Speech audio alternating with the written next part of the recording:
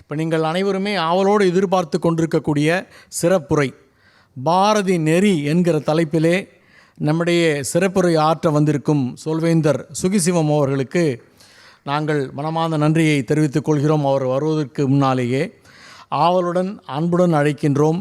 இந்து அறநிலைய துறையிலே முக்கிய ஆலோசகராக அவரை நியமித்துள்ளார்கள். அதுக்கு நாம் மிகுந்த ஒரு கரகோஷத்தை எழுப்பி அவரை பாராட்டு தெரிவிப்போம். சுகிசிவம் ஐயா அவர்களுக்கு எந்த ஒரு அறிமுகமும் தேவையில்லை. பட்டிமன்ற பேச்சாளர், எழுத்தாளர், மோட்டிவேஷ்னல் ஸ்பீக்கர் அண்ட் நிறைய புஸ்தகங்கள் எழுதியிருக்கார். அவர் ஏறாத மேடைகள் இல்லை, செல்லாத நாடுகள் இல்லை. இந்த மேடையை சிறப்பிப்பதற்காக இப்பொழுது உங்கள் முன்னால் வருகிறார். தலைப்பு பாரதி நெறி. கிட்டத்தட்ட ஒரு மணி நேரம் நீங்கள் அப்படியே அமைதியாக ரசிக்கலாம். போற்றுதலுக்கும் பாராட்டுதலுக்கும் உரிய இன்றைய விழாவினுடைய தலைவர் இலக்கிய திலகம் பேராசிரியர் ராமன் அவர்களே, நான் அவரை வாழ்த்தினேன். எனக்கு பிரசிடென்சி காலேஜில் ஆக வேண்டிய காரியம் ஒன்றும் இல்லை. ஒரு அட்மிஷனுக்கு கூட நான் போகிறதில்ல. இது அட்மிஷனுக்காக இல்லை, அவர் பேச்சை நான் அட்மிட் பண்ணிக்கிறதுக்கு அடையாளமாக அவர்களுடைய இப்படி ஒரு நல்ல ஸ்பீச் தலைமை உரையாக அமைவது என்பது ஒரு மகிழ்ச்சியான அனுபவம். அந்த சந்தோஷத்தை பகிர்ந்துக்கிறதுக்காக தான். விருது பெற்ற என்னுடைய அன்புக்கும் பாசத்துக்கும் உரிய உரத்த சிந்தனை உதயம் ராம் அவர்கள், கவிஞர் மெய்ஞானி பிரபாகர பாபு அவர்கள், எனக்கு மிக நீண்ட நாள் அறிமுகமான இலக்கிய உலக சகோதரி உலகநாயகி பழனி அவர்கள், மிக நீண்ட காலம் ஔவையின் ஞானப்பண்ணையில் நான் பார்த்து பழகிய திருவையாறு சிவகுமார் அவர்கள், வருகை தர இருக்கிற நரம்பியல் மருத்துவர் மெய்கண்டான் அவர்கள், நிரலுரை வழங்கி கொண்டிருக்கிற டாக்டர் பாலச்சண்டியன் அவர்கள், என்னுடைய இனிய நண்பர் யோகா அவர்கள், திரு நம்பி அவர்கள், நிகழ்ச்சி ஒருங்கிணைப்பாளர் பொன்னேரி பிரதாப் அவர்கள், எல்லாவற்றுக்கும் ஒரு ஒரு பாசக்கயிறாக இணைந்திருக்கக்கூடிய ஸ்ரீராம் பாரதி இலக்கிய கழகத்தை சார்ந்த அனைத்து பெரியோர்கள், குறிப்பாக திரு சுந்தரேசன் அவர்கள். இங்கே ஔவை அருள் பேசுகிற போது கொஞ்சம் கண்ணை மூடிக்கிட்டே கேட்டால் அவங்க அப்பா குரல் மாதிரியே இருந்தது. அவங்க அப்பாட்ட அந்த இளம் வயதில் கேட்ட அது என்ன அந்த கிண்டல் கேலி இல்லை. அவர் யாரை பாராட்டுறாருன்னு தெரியாது, யாரை காலவாடுறாருன்னு தெரியாது. அப்படி ஒரு குத்தி எடுப்பார், அப்படியே நாசுக்கா. அது ஒரு பெரிய அபூர்வமான கலை. மற்றபடி அந்த குரல் வளம், அப்படியே அவர் பேசுகிற போது இருக்கிற அந்த அழகு, அதெல்லாம் பார்த்து மகிழ்ச்சி அனுபவம். இங்கே வந்திருக்கிற சபையும் எல்லாமே தனித்தனி கவிஞர்கள், டாக்டர்கள், பேராசிரியர்கள், மனவளக்கலை மன்ற அன்பர்கள், இப்படி ஒவ்வொருவருமே ஒரு வகையில் தனித்த பெருமைக்கு உரியவர்கள். அதான் சரியாக சொல்கிறாருந்தா மேடையே எதிரில் உட்காந்துருக்கு. மேடையில் இருக்க வேண்டியவங்க அப்படி எதிரில் உட்காந்துருக்குறாங்க. அந்த மாதிரி ஒரு சபை கிடைக்கிறதுக்கு எவ்வளோ கொடுத்து வச்சுருக்கணும். இன்றைக்கி நான் என்ன கோணத்தில் பேசணும் அப்படின்னு சவுண்ட் கூட்ட வேண்டாங்க, குறைச்சி வச்சுங்க. மனசில் ஒரு ஃபார்ம் பண்ணணும், அதை தான் தலைவர் உடைச்சிட்டார். அதுக்கு தான் அந்த பொன்னாடை நான் போட்டது. அதாவது நான் மனசில் என்ன ஒரு ஃபார்ம் நினச்சனோ அதைத்தான் அவர் முன்னுரையாக அழகாக சொன்னார். என் மனசுலையும் இருக்கிற ஆதங்கம் அது. இந்த உலகம் எப்படிப்பட்டதுன்னு கேட்டால், நபர்களை துதிபாடும், நபர்களை கொண்டாடும், நபர்களை சிறப்பிக்கும், நபர்களை அம்மதிக்கும். ஆனால் எல்லா நபர்களுமே வெவ்வேறு சமயத்தில் கொண்டாடப்பட வேண்டியவர்கள், அதே மாதிரி கண்டிக்கப்பட வேண்டியவர்கள். இந்த புரிதல் பல பேருக்கு கிடையாது. நான் யாரை கொண்டாடுகிறேனோ அவர்களையே நான் கண்டிக்க வேண்டிய அவசியம் வருகிற போது நான் கண்டித்தால்தான் பூர்ணமான மனிதனாக நான் வாழ்கிறேன் என்று பொருள். என் தாய் உட்பட, என் தகப்பன் உட்பட, என் குரு உட்பட சில நேரங்களில் என்னால் கண்டிக்கப்பட வேண்டியவர்கள். இந்த தெளிவு பல பேருக்கு கிடையாது. ஆனால் அதே சமயத்தில் கண்டிக்கிற ஒரே காரணத்தினாலேயே அவர்களுக்கு உள்ள மரியாதை ஒருபோதும் குறையாது. அவர்கள் என்றைக்கும் நம்மால் வணங்கத்தக்கவர்கள். Sir, I beg to differ அப்படிம்பாங்க. அதே நேரத்தில் வித் டியூ ரெஸ்பெக்ட், உங்கள் மீது நான் முழு மரியாதையோடு நான் உங்களிடமிருந்து மாறுபடுகிறேன். இது எவ்வளோ ஒரு சிறந்த பண்பு தெரியுமா? வித் டியூ ரெஸ்பெக்ட் நான் உங்களிடமிருந்து மாறுபடுகிறேன் என்பதற்குரிய தைரியமும் திராணியும் முதுகெலும்பும் ஸ்வயம் என்கிற சொந்த சிந்தனை உடைய எல்லோருக்கும் இருக்கும். யாருக்கு ஸ்வயம் இல்லையோ, சொந்தம் இல்லையோ, சுயமான ஆன்மா இல்லையோ, வெறும் மனமும் அறிவும் மட்டும் யாருக்கு இருக்கிறதோ, யாருக்கு அந்த பரமாத்ம தன்மை ஸ்வயம் என்பது இல்லையோ, அவர்கள் எப்போதும் இன்னொருவரை துதிபாடிக்கொண்டே இருப்பார்கள் அல்லது காலை வாரிக்கொண்டே இருப்பார்கள். ஸ்வயம் உள்ளவர்கள் இந்த கருத்தை ஏற்றுக்கொள்கிறேன், இந்த கருத்தை நான் நிராகரிக்கிறேன் என்று கருத்துக்களோடு மோதுவார்கள், கருத்துக்களோடு கொஞ்சுவார்கள், கருத்துக்களை மட்டுமே சிலாகிப்பார்கள். இந்த தேசத்தில் அண்மை காலமாக குறைந்து வருகிற ஒரு நோய், கருத்துக்கள் தனித்தனியாக உள்ள மனிதர்கள் இருப்பார்கள் என்பதே இன்றைக்கு புரிந்து கொள்ளப்படவில்லை. போலரைசேஷன். என்ன போலரைசேஷன்? நீ இந்த பக்கமா அந்த பக்கமா? ஏண்டா ரெண்டு பேரும் குப்படா, ஏன் நான் குப்பையில் போய் நிற்கணும்? ரெண்டு பேரும் குப்படா, நான் ஏன் குப்பையில் போய் நிற்கணும்? ரெண்டுக்கு அப்பால ஒன்று இருக்கு. அதுதான் புத்தர் கண்டறிந்தது. நடுவில் நில் என்ற ஒரு வார்த்தையை சொன்னார் புத்தர். அப்ப தீபோ பவ அப்படின்னார். உனக்கு நீயே ஒளியாக இரு, உனக்கு நீயே ஒளியாக இரு, அப்ப தீபோ பவ. புத்தருடைய வார்த்தை அது. இந்த இடம் வரையில் நான் இவரை ஏற்றுக்கொள்வேன், இந்த இடத்துல என்னால் இவரை ஏற்றுக்கொள்ள முடியாது என்று சொல்வதற்குரிய திராணி, அந்த உயிர் ஆற்றல், அந்த தெம்பு, அந்த ஞானம், ஞான அக்கினி யாரிடத்தில் இருக்கிறதோ அவர்கள் வேறு வகையான மனிதர்கள். பாரதி அப்படிப்பட்ட ஒரு ஆத்மா. அதைத்தான் அவருடைய முன்னுரையில் ரொம்ப அழகாக அவர்கள் எடுத்துரைத்தார்கள். எந்த காந்தியை கொண்டாடுகிறாரோ அந்த காந்தியை கண்டிக்க வேண்டிய இடத்தில் கண்டிக்கிறார். எந்த திலகரை கொண்டாடுகிறாரோ அந்த திலகரை கண்டிக்க வேண்டிய இடத்தில் கண்டிக்கிறார். இது ஒரு ஆச்சரியமான தன்மை. சரியா சொல்லட்டுமா? இந்த உலகத்தில் பிழைக்க வேண்டும் என்று எண்ணுகிறவர்கள் தான் கண்டிக்க வேண்டிய நபர்களை ஒருபோதும் கண்டிக்க மாட்டார்கள். வெறும் பிழைப்பு நடத்துகிற, சிச்சி நாயும் பிழைக்கும் இந்த பிழைப்பு என்கிறாரே, அந்த பிழைப்பு நடத்துகிறவர்கள் கண்டிக்க வேண்டியவர்களை கண்டிக்க வேண்டிய நேரத்தில் கண்டிக்க மாட்டார்கள். இதை கண்டித்து விட்டால் பிறகு நமக்கு மரியாதை போய்விடும், நமக்கு ஆதாரம் போய்விடும் என்று கவலைப்படுவார்கள். இவையெல்லாம் பரமாத்மாவினுடைய செயல். நாம் இருக்கிறது, இந்த உலகத்தில் வாழ்வது, இந்த உலகத்தில் இருந்து கருத்துக்களை சொல்வது எல்லாமே ஒரு பரமாத்மாவின் செயல் என்ற தெளிவும் ஞானமும் கைவர பெற்றவர்கள் இத்தகைய அச்சத்திலே இருந்து விடுதலையானவர்களாக இருப்பார்கள். அப்படி வாழ்ந்த ஒரு மிகப்பெரிய மனிதன் மகாகவி பாரதி. நான் பாரதியை இறந்தவர் என்று ஒரு வார்த்தை சொல்ல முடியாது, காலமானவர் என்ற ஒரு தமிழிலே ஒரு சொல் இருக்கிறது, அந்த வார்த்தையோடும் பொருத்தி பார்க்கலாம். இப்படி பல்வேறு வார்த்தைகளோடு போட்டாலும் ஒரு உலகியல் கோணத்திலிருந்து ஒரு கேள்வி கேட்கிறேன். பொதுவாக மறைந்து விட்டவர்களை எதற்காக கொண்டாடுவார்கள்? அப்பாவோ தாத்தாவோ சொத்து வைத்து விட்டு போனால் கொண்டாடுவார்கள், கடன் வைத்து விட்டு போனால் வாரி இறைப்பார்கள். கொஞ்சம் பணம் வைத்திருந்து ஏதோ பிள்ளைகளுக்கு சில ஏற்பாடு செய்து விட்டு போனால் அவர்கள் மறைந்த பிறகும் அவர்களை பற்றி கொஞ்சம் சொல்லிக் கொண்டு இருப்பார்கள், ஏதோ ஒரு வகையில் கொண்டாடுவார்கள். அரசியலை பொறுத்தளவிலே மறைந்தவர்களை ஏன் அவர்களால் இன்னும் 4 ஓட்டு வரும் என்றால் கொண்டாடுவார்கள். இப்படி ஏதோ ஒரு சுயநலமான ஒரு லாபத்துக்காகத்தான் மறைந்தவர்களை இந்த உலகத்தில் கொண்டாடி கொண்டிருப்பார்கள். நாம் ஏன் பாரதியை கொண்டாடுகிறோம்? நாம் பாரதியை கொண்டாடுவோம். பாரதி நமக்கு ஏதாவது சொத்து வைத்திருக்கிறாரா? பாரதி நமக்கு ஏதாவது ஓட்டு வாங்கி தரப்போகிறாரா? இன்றைக்கு பாரதி நின்றால் அந்த தொகுதியில் அவருக்கு டெபாசிட்டே கிடைக்காது என்பதுதான் பிரத்யட்சமான உண்மை. காரணம், ஒரு நல்ல சிந்தனையாளன், நல்ல மனிதன், ஒரு புரட்சிகரமான கருத்துடையவன் என்பவனை கொண்டாடுகிற பழக்கம் இன்னும் தமிழ் சமூகத்துக்கு வந்துவிட்டதாக நான் நம்பவில்லை. எனவே பாரதியை நாம் நினைவு கூறுகிறோம், இந்த நாளிலே பாராட்டுகிறோம், அல்லது ஏதோ சில வார்த்தைகளை சொல்லுகிறோம் என்று சொன்னால் என்ன காரணத்துக்காக நாம் பாரதியை கொண்டாட வேண்டும்? எனக்கு ஒரே ஒரு வரிதான் தோன்றுகிறது. ஒருவேளை நாம் பாரதியை இப்படி கொண்டாடவில்லை என்றால் நன்றி கொன்றவர்களாக ஆகிவிடும். நாம் நிச்சயமாக ஒரு நன்றி உள்ளவனாக இருந்தால் அவரை நினைக்க வேண்டிய கட்டாயத்தில் இருக்கிறோம். அல்லது இன்னொரு கோணம், அது பாரதியை சொல்லி இருக்கிற ஒரு கோணம். இந்த உலகத்தில் எல்லாரும் செத்து போய்விட்டார்களப்பா, எவ்வளவோ பெரிய மனிதர்கள் பூமிக்கு வந்து இறந்து போய்விட்டார்கள், ஆனால் நான் மரணமடையவில்லை என்று பாரதி பாடுகிறார். பொதுவாகவே எல்லோரும் அமரநிலை எய்தும் நிலையை இந்தியா உலகிற்கு அளிக்கும் என்று பிரகடனப்படுத்தியவன் பாரதி. கவிஞர்களுக்கே அந்த எண்ணம் இருக்கும், நான் அழிவதில்லை. கவியரசு கண்ணதாசன் பாடவில்லையா, நான் நிரந்தரமானவன், அழிவதில்லை, எந்த நிலையிலும் எனக்கு ஒரு மரணம் இல்லை. அந்த கவிஞர்களுக்கு அந்த மாதிரியான ஒரு எண்ணம் இருக்குமே, அதே தன்மையில் பாரதி பாடுகிறாரா? நோவாலே மடிந்திட்டான் புத்தர் கண்டீர், அந்தனாம் சங்கரா ஆச்சாரியன் மாண்டான், அதற்கடுத்த ராமானுஜனும் போனான். போனான். சிலுவையிலே அடியுண்டு இயேசு செத்தான், தீயதொரு கணையாலே கண்ணன் மாண்டான், பலர் புகழும் ராமனுமே ஆற்றில் விழுந்தான், பார் மீது நான் சாகாது இருப்பேன். என்னங்க அவர் முதல்ல போட்டிருக்க லிஸ்ட் பார்த்தா எப்பேற்பட்ட லிஸ்ட்டு. அப்புறம் பார்த்து இவங்க எல்லாமே போய் சேர்த்துட்டாங்க, நான் போக மாட்டேன் அப்படின்னா பயமா இருக்கு. இந்த மாதிரி ஒரு வார்த்தையை சொல்றதுக்கு பயமா இருக்கு.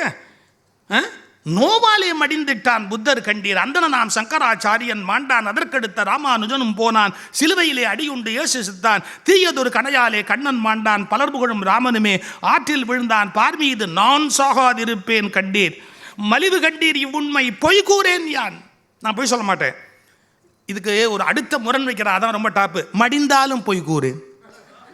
அது சாக மாட்டேன்னு சொல்றவர், நான் செத்தாலும் பொய் சொல்ல மாட்டேன் அப்படின்னா, மடிந்தாலும் பொய் கூறேன்.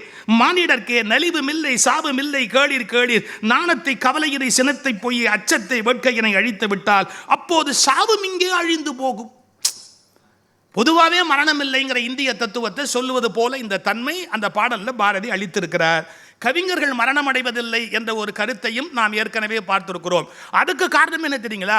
கவிஞர்கள் எலும்பாலும் நரம்பாலும் வாழ்வதில்லை, கருத்துக்களாலும் சிந்தனைகளாலும் வாழ்வதால் அவர்கள் மரணம் அடைவதே இல்லை. இன்னைக்கு கூட நீங்க சொல்லும்போது திருவள்ளுவர் சொல்லுகிறார் என்று நிகழ்காலத்தில் சொல்லுகிறோம். வள்ளுவர் சொல்கிறார், கம்பர் சொல்லுகிறார், பாரதி சொல்கிறார் என்று சொல்லுகிறார் என்று சொன்னாலேயே அவர்கள் இருக்கிறார்கள் என்று தானே பொருள். எனவே நான் நிரந்தரமானவன், அழிவதில்லை. காரணம், கவிஞர்கள் கருத்துக்களால் வாழ்ந்து கொண்டே போகிறார்கள், எனவே அவர்களுக்கு மரணம் இல்லை. ஆனால் இதை தாண்டி ஒரு விஷயம் இருக்கு. இவ்வளவு பெரிய கிரேட்டர் லிஸ்ட்டை முன்னாடி ஏன் சார் போடணும்? அது எல்லாருக்குமே பொருந்துமே, A to Z எல்லாருக்குமே பொருந்துமே. ஒரு லிஸ்ட் கொடுத்துட்டாரே பாரதி, எல்லாமே டிவைன் பர்சனாலிட்டி. ராமன், கிருஷ்ணன், புத்தர், ராமானுஜர், சங்கரர் எல்லாம் பெரிய லிஸ்ட்டை போட்டுட்டு இவங்கெல்லாம் போனாங்கன்னு எழுதிவிட்டாரு. அந்த கான்ட்ரவர்சி இல்லாமல் போகலாமே. இவங்கெல்லாம் போனாங்கன்னு எழுதிட்டாரு, ஆனால் எனக்கு சாவு இல்லைன்னு எழுதுறாரு. இது நான் ஒரு மேடையில் பேசும்போது ஒருத்தர் என்கிட்ட கேள்வி கேட்டார். உடுமலை அங்குசாமின்னு அவர் உட்காந்துருந்த கேட்டார், is it not too much sir? இது கொஞ்சம் கொஞ்சம் மிகையாக தெரியல, இப்படி பாரதி பாடுறது கொஞ்சம் மிகையாக தெரியல அப்படிங்கிற மாதிரி ஒரு கேள்வி கேட்டார். நான் இம்மிடியட்டாக ரெஸ்பாண்ட் பண்ணணும். டக்குன்னு ஒரு வார்த்தை சொன்னேன். அவர் மேலே சொன்ன லிஸ்டெல்லாம்ப்பா, மேலேருந்து கீழே வந்தவங்களாம் செத்தாதான் மேலே போக முடியும். கீழேந்து மேலே போனவனுக்கு சாவே இல்லைன்னு பாரதி நினச்சிருக்கலாம். அவர் கீழேந்து மேலே போயிருக்கிறார் இல்லையா? வையத்துள் வாழ்வாங்கு வாழ்பவன் வானுரையும் தெய்வத்துள் வைக்கப்படும்னு. அதனால் மேலேந்து கீழே வந்தவனுக்கு சாவு கிடைக்கும்பா, ஆனால் கீழேந்து மேலே போகிறவனுக்கு சாவே கிடையாதுப்பா. ஒருவேளை அந்த மாதிரி கோணத்திலையும் நீ பாரதியை எடுத்துக்கலாம். எப்படி இருந்தாலும் அழிவதில்லை, அவருக்கு ஒரு நன்றி காராட்ட வேணுங்கிற எண்ணத்தில் இன்னும் நாம் பாரதியை நினைவு கூர்ந்து கொண்டிருக்கிறோம். இங்கே யார் யாரோ நம்ம பாரதியை நினைக்கிறோம். எனக்கு நினைவு பாரதி சுராஜ் என்னால் மறக்க முடியாது. அவர்களெல்லாம் பெரிய புகழ் பெற்றவர்களாக உலக அரங்கத்தில் நமக்கு அறியப்படலை. ஆனால் பாரதிக்காகவே உயிர் வாழ்ந்த ஆன்மா பாரதி சுராஜ். பாரதியாருடைய விழாவை முதல்ல திருவல்லிக்கேணி வீட்டிலேருந்து சில வரைக்கும் மாலை போடணும்னு பாரதி, ராமமூர்த்தி, பாரதி மணி, இது மாதிரியான நண்பர்கள் அவங்களெல்லாம் தான் பாரதியை எங்களுக்கு அறிமுகப்படுத்தினவர்கள். அவர்களையெல்லாம் இந்த நேரத்தில் நான் நன்றியோடு நினைக்கணும். ஏன்னா எந்த விதமான ஆதாயத்துக்காகவும் அவங்கெல்லாம் பாரதியை கொண்டாடலை, எந்த நன்மையும் எதிர்பார்த்து பாரதியை கொண்டாடலை. Out of love and affection, ஒரு பூரணமான அன்புக்காக பாரதியை கொண்டாடியவர்கள். அவர்களையெல்லாம் இந்த நேரத்தில் நான் மதித்து பாராட்டுவான். இன்றைக்கி அவர் ராமன் சார் கிட்டத்தட்ட என்னுடைய சப்ஜெக்ட் ஃபுல்லாக ஓப்பன் பண்ணிட்டார். நான் என்ன கோணத்தில் வந்தேனோ அதை ஃபுல்லாக. எப்படின்னா, பாரதியை விமர்சிக்கிறவர்களும் ஒரு கோணத்தில் விமர்சிக்கிறார்கள், கொண்டாடுகிறவர்களும் ஒரு கோணத்தில் கொண்டாடுகிறார்கள். நல்ல கோணத்தில் கொண்டாடுறவங்களும் உண்டு, வேறு சில லாபங்களுக்காக கொண்டாடுறவங்களும் உண்டு. எல்லாத்தையும் ப்ளைனாக பேசணும். ஒரு அழகான வார்த்தை சொன்னீங்க, உங்கள் ஆரிய திராவிட விளையாட்டுக்கெல்லாம் அவர்கிட்ட வச்சுக்காதீங்கப்பா. நீங்கள் ஆரிய திராவிட விளையாட்டுக்கெல்லாம் அவர் பொருந்த மாட்டார், அவரை கொண்டு போய் அதில் வச்சுக்காதீங்க அப்படின்னு. இந்த நாட்டில் அது ஒரு சாபக்கேடு. கொண்டாடுறவங்க கூட எப்படின்னு கேட்டால் காமராஜரை நாடாரும்பாங்க, வஉசியை பிள்ளைம்பாங்க, அவங்கவுங்க ஜாதிக்காக அவங்கள கொண்டாடுறேன் அப்படிம்பாங்க. ஒருத்தர் நல்லா புதுக்கவிஞர் எழுதினா, அவங்களாம் சாதிக்க பிறந்தவர் அல்ல, சாதிக்க பிறந்தவர்கள் அப்படின்னா. அவங்களாம் வேறு கேட்டகரி. அவங்களாம் அவங்களுடைய ஒரு ஜாதி அபிமானத்துக்காக இந்த பூமிக்கு வரல, அந்த நோக்கத்துலேயும் அவங்க வாழலை.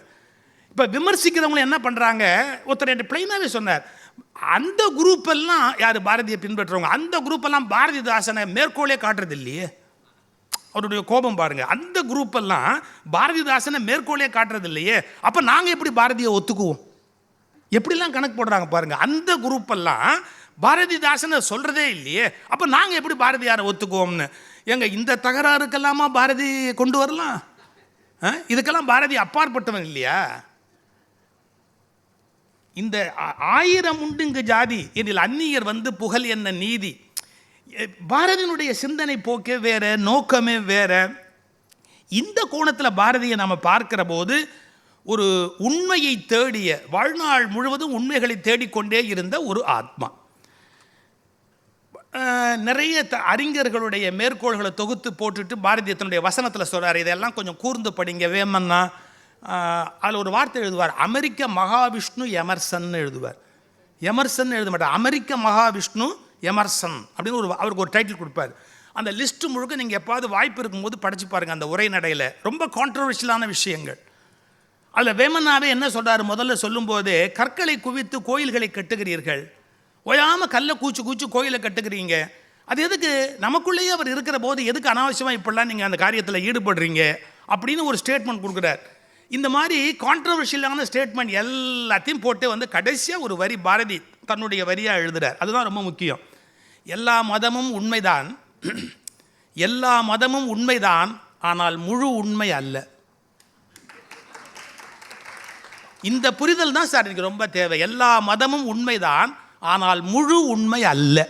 உண்மை வேறு, முழு உண்மை வேறு. இன்னைக்கு வெறும் உண்மையை மட்டுமே பார்த்துட்டு பல பேர் அந்த உண்மை பக்கமே நின்றுக்கிட்டு வெறி பிடிச்சு கூப்பிட்றாங்களே ஒழிய, அதையும் தாண்டி முழு உண்மை அப்படின்னு ஒன்று இருக்குது. அந்த உண்மையும் நீங்கள் பயணம் பண்ணிக்கிட்டே போனாதான் அந்த முழு உண்மையை உங்களால் கண்டுபிடிக்க முடியும். அப்படிங்கிற விருப்பு வெறுப்பற்ற தேடல் நம்ம இடத்துல ரொம்ப குறைவு. இப்போது ஒரு எக்ஸாம்பிளுக்காக நான் சொல்கிறேன், ஒரு உதாரணத்துக்காக நான் ஒரு விஷயத்தை எடுத்து சொல்கிறேன்.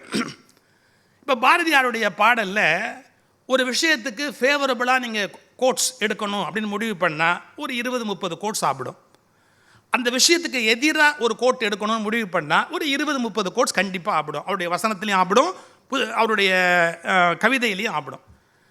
ரொம்ப முக்கியமான விஷயத்துல சொல்கிறேன், வேதம் அப்படிங்கிறத எடுத்து பாரதி கொண்டாடுறாரா கண்டிக்கிறாரா அப்படிங்கிறத நீங்கள் தேட ஆரம்பிச்சிங்கன்னா ஃபேவரபுளாக எத்தனை விதமான மேற்கோள் வேணும்னா ஒரு 20-30 மேற்கோள் உடனே சொல்லலாம்.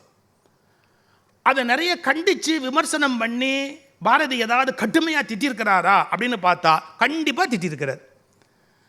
மன்னிக்கணும், இப்போ நாம் தீசிஸில் முடிவு பண்ணுற போதும் சரி, இல்லை பட்டிமண்டபங்களில் ஜட்ஜ்மெண்ட்னு கொடுக்கும்போதும் சரி, நாம் சில மேற்கோள்களை சொல்கிறோம் பார்த்தீங்களா. மன்னிக்கணும், நாம் எல்லாத்தையும் எடுத்து ஆராய்ஞ்சதால் அந்த முடிவுக்கு வரல, வந்த முடிவுக்கு சாதகமான மேற்கோள்களை உள்ளே நுழைக்கிறோமே ஒழிய, இன்னைக்கு எல்லா தரப்பிலும் இருக்கிற அயோக்கியத்தனம், அது எல்லா தரப்பிலும் இருக்கிற அயோக்கியத்தனம், தான் ஏற்கனவே வரித்து கொண்ட முடிவுகளுக்கு ஏற்ப மேற்கோள்களை இடையில் செருகுகிறோம். பல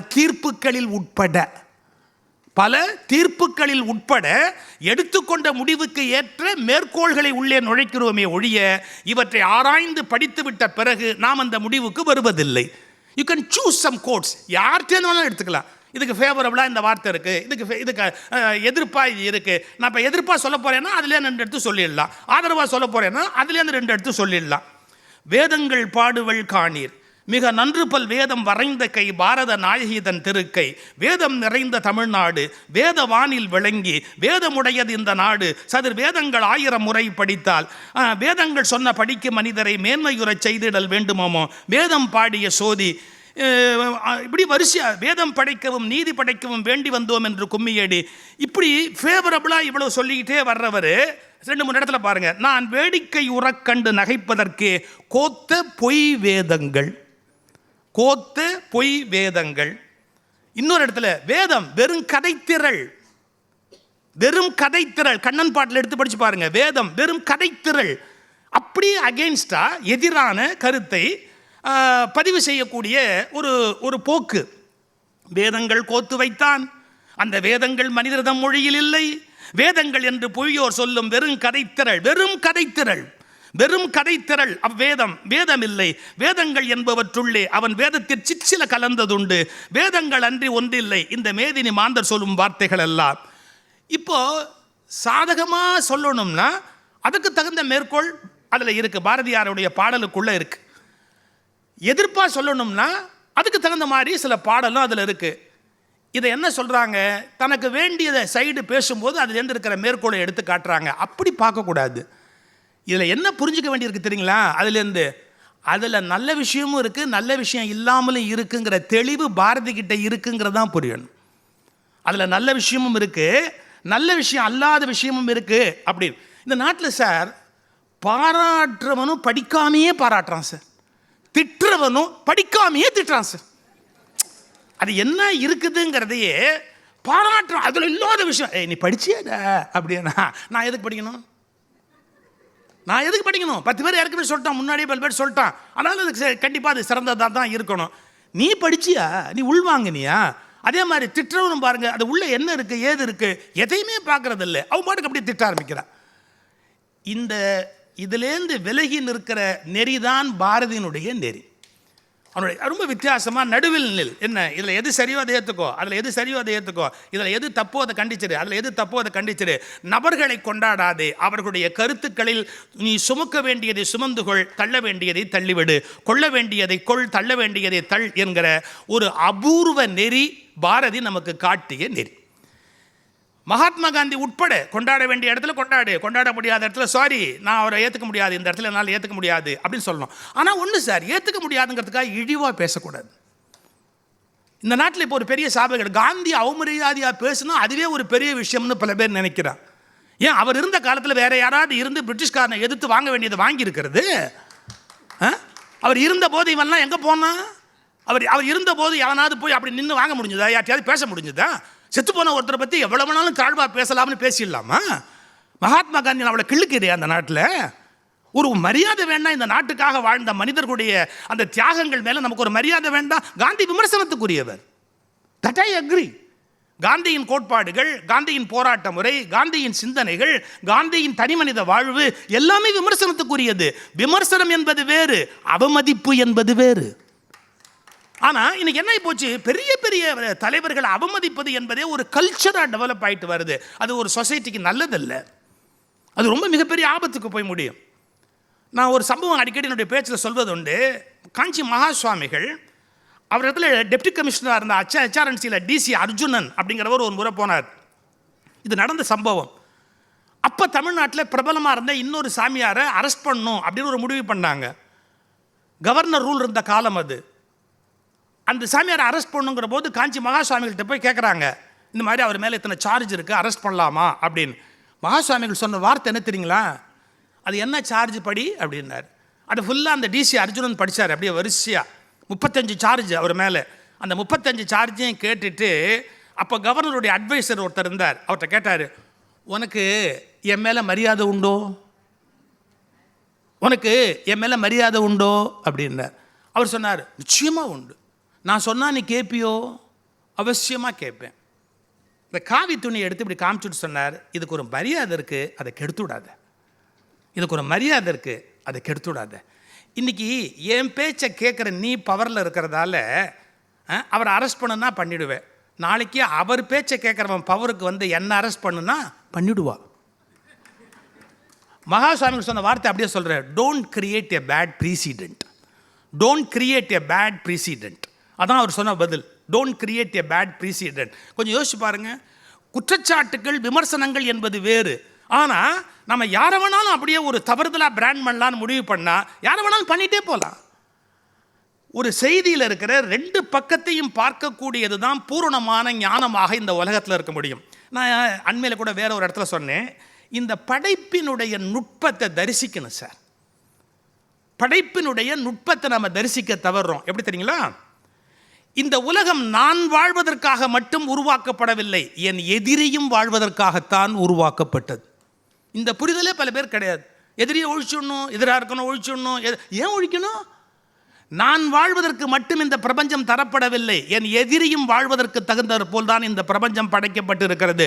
இன்னும் சொல்லட்டுமா, நான் வாழ்வதற்கு எனக்கு எத்தனை உரிமை இருக்கிறதோ அத்தனை உரிமை என் எதிரியும் வாழ்வதற்கு இந்த உலகத்தில் இருக்கு. இன்னொரு புரிதல், இது ஒரு ஜென்னில் வர்ற ஒரு கதை. ஒரு தவளை தன்னுடைய குஞ்சுகளோட இப்படி தப்பி தப்பி ஓடிக்கிட்டு இருக்கும் ஒரு தவளை.